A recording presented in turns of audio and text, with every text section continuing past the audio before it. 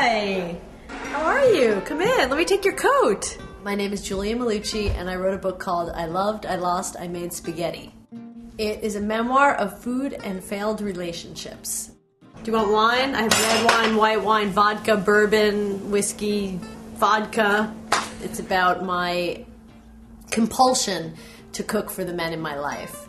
And I've had quite a few boyfriends, and because I'm a person who loves to cook, having grown up in an Italian-American family, the daughter of a mother who was a fantastic cook, I have always been inclined to cook for my boyfriends because it's a natural way for me to show affection. Unfortunately, my relationships have not ended as well as most of my endeavors in the kitchen. Okay, I hope you like what I'm making. It's Sunday, so I'm making the traditional Sunday, Italian Sunday sauce, which is sausage and meatballs. And I hope you like meat and pasta. I hope you eat gluten. I have worked in publishing for many years, and I think everyone in publishing probably in some way must want to write a book. But I had absolutely no idea what I would ever write a book about. But the last devastating disappointment somehow drove me to my laptop for more than just email, and I started writing the day after Lachlan, the last boyfriend in the book. Not that there have been other disappointments since him, but the day after he left me, I started writing. So how was your day? Tell me everything.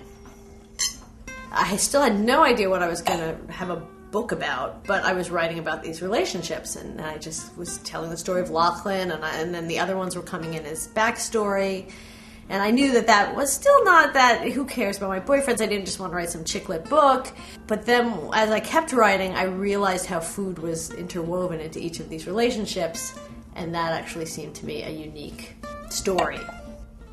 Okay, I better check the pasta because overcooked pasta is the cardinal sin of Italian cooking.